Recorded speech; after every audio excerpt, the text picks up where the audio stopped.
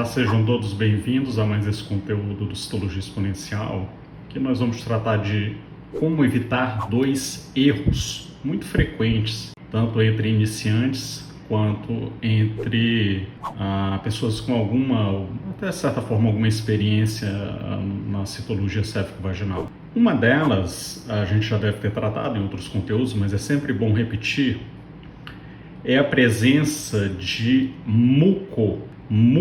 Então, no canal endocervical, no canal vaginal feminino, de onde é coletado o esfregaço cérvico-vaginal, ou o material de onde é processada a lâmina, seja no meio convencional, tradicional, seja na citologia meio líquido, a mulher tem uma série de secreções naturalmente, né, fisiológicas e algumas alteradas, né, relacionadas à doença. E uma das secreções é a presença, né, da lubrificação habitual, da presença de um muco protetor, tá? Principalmente na citologia cérvico-vaginal convencional, onde esse material retirado do canal é diretamente colocado na lâmina, não é incomum lá se observar a presença destes filetes. Nós vamos dar aqui um momento maior. São essas áreas amorfas, um pouco alongadas, tá? Esses filetes centrais, tons ora azulados, ora acinzentados, às vezes soltos, lembrando uma pequena onda, às vezes um fio esticado, às vezes um pouco dobrado, como a gente vê aqui. Bem, tudo isso, gente, é a presença de secreções, geralmente é muco, é o simples muco da região feminina, daquele canal. E muitas das vezes, o citotécnico, ou mesmo alguém mais experiente, pode confundir esse tipo de achado, não esses aqui que estão bem explícitos, né? Mas nós já encontramos situações de confusão principalmente com um agente infeccioso, né, que tem bastante muco, né, nesse esfregaço, com um agente infeccioso que chama Cândida, né, que é um fungo comum, relativamente comum, uma infecção relativamente comum aí no trato ginecológico inferior feminino, que causa aquela coceira, o prurido, né? Pode causar um pouco de secreção, um pouco de mau odor, uma secreção às vezes esbranquiçada, algo acinzentada, pode ter um pouco de odor, né, desagradável associado. E a tradução, às vezes eles confundem, né, esse muco, né, com cândida, né, infecção por cândida. Então isso é um achado que você não deve confundir. A cândida, ela tem basicamente duas apresentações, né? A apresentação em hifas, né, que é a parte alongada, e a apresentação em esporos, né, que parece um micro feijãozinho. Então, quando se confunde um muco, né, esse tipo de muco alongado, com a hifa de cândida, uma dica a hifa de cândida não costuma ser tão polimorfa, ou seja, ela costuma ser mais homogênea e costuma ter pequenas septações, como se fossem tijolinhos. Então, você vê nós entre os tijolos, vamos assim dizer, construídos. E o muco não, ele costuma ser alongado, irregular, costuma ter uma área mais fina, outra mais espessa, dobras, reentrâncias, ele costuma ser bem variado, né? Ao passo que a hifa de cândida não. Embora, às vezes, como por exemplo, se observa aqui, nesse campo central, uma pessoa menos avisada, menos esclarecida, né, às vezes passando rápido, pode confundir isso com uma hifa de cândida. Mas aqui não tem as características septações. O que são essas septações? São divisões intercaladas, geralmente no sentido... Imagina tijolos empilhados, né? Aquela divisão entre um tijolo e outro, como se fosse o cimento. Então isso lembra a presença, ou o bambu, né? Aqueles nós do bambu, até uma analogia melhor.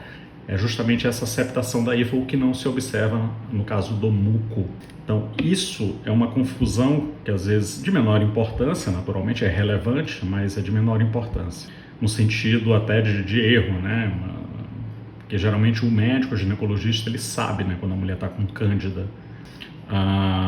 Agora esse é um erro comum, tá? Assim, um erro comum, ainda algo polêmico, ok?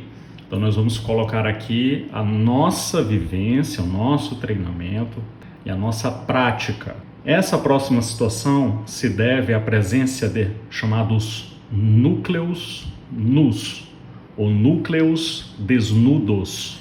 O que isso quer dizer? Isso quer dizer que toda célula, ela tem o quê? Um núcleo e um citoplasma. Mais uma vez fazendo analogia com o ovo, o núcleo é a gema e o citoplasma é a clara. Tá? Então o núcleo contém material genético, o citoplasma contém organelas funcionais, vamos assim dizer, de uma forma bem simples. Ocorre que por vezes você tem apenas, por situações que não convém agora no objeto de análise, a presença de núcleos sem citoplasma, núcleos isolados, como a gente observa aqui no centro do campo, essa bola, essa estrutura ovalada no centro, de coloração arroxeada, dependendo do seu computador, do seu celular, pode estar um pouco mais escura, um pouquinho mais clara, tá? Mas você não observa citoplasma. Tá? E isso daqui muita gente vai dar diagnóstico.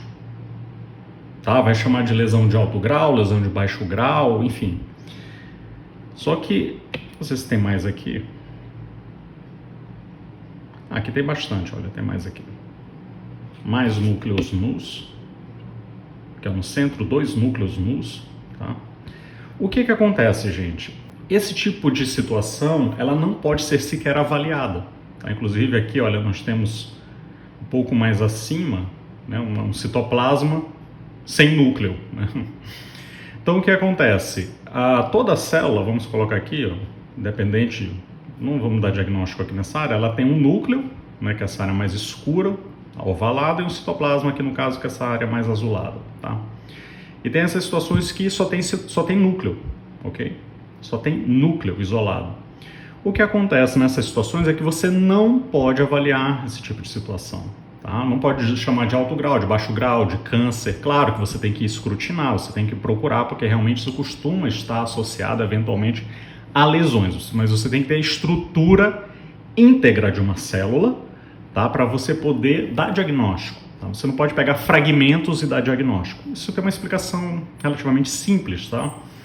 O núcleo isolado, assim, ele sofre agressões do meio. O citoplasma é como se fosse um escudo, um sistema de proteção também. Por isso que também chama de citoesqueleto, vamos assim dizer. Uma estrutura que tem uma membrana de proteção. Tudo envolve. É como, imagina um ovo, de novo a história do ovo, né? Aquela casca do ovo, ele é uma proteção. Na verdade, quando você quebra o ovo, abre, tem a clara e a gema. O citoplasma é um mecanismo também de defesa de estrutura do núcleo, tá bom? E quando você está sem esse mecanismo de defesa, o núcleo ele fica vulnerável às intempéries, ou seja, às dificuldades do meio, ok? E que dificuldades são essas? Geralmente alteração de pH, né? Principalmente alteração de pH, e de osmolaridade, que é aquela concentração entre líquidos, de uma forma simples, líquidos e sais, e solutos, vamos assim dizer. O que acontece é que esse núcleo ele começa a sofrer agressões, por N fatores, ele começa a ser agredido. Ele pode inchar, ou seja, sofrer um processo de edema e se traduzir do ponto de vista citomorfológico, ou seja, a apresentação dessas agressões costuma se dar com uma cariomegalia, que é o termo técnico para um núcleo aumentado de tamanho. Isso pode ser simplesmente um núcleo normal, né, como esse daqui, de uma célula metaplásica aqui no centro, um núcleo aumentado de tamanho porque ele está inchado. É como se fosse uma bexiga, um balão, onde você enche ele de água. Entendeu? Simplesmente era um balãozinho que você encheu de água. Não quer dizer que ele é ruim em si. Então, você não pode avaliar. O que você tem que procurar para avaliar? Você tem que procurar para avaliar sempre estruturas íntegras. Íntegras, por exemplo, aqui um exemplo aqui, nesse campo. Ou mais íntegra possível, por exemplo, aqui nessa área.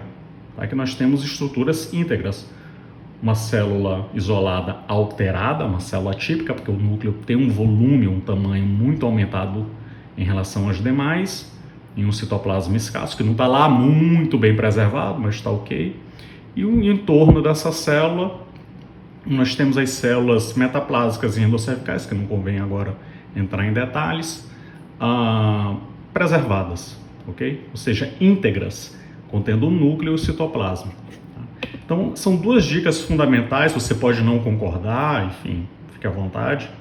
Mas na prática é o que a gente observa por relação de causa e efeito, né? A gente tem um acompanhamento de segmentos dos pacientes com biópsias, exames complementares, enfim. E isso são duas causas de erro muito frequentes, tá? A primeira situação não tão grave, né? Confundir um muco com uma cândida no sentido clínico, até porque geralmente o médico ele vai perceber um equívoco no exame, mas você, né, realmente pegar uma célula normal, né, e dar uma lesão de alto grau ou suspeitar para câncer em uma paciente saudável, aí sim já é uma situação complicada, né, para dizer o mínimo.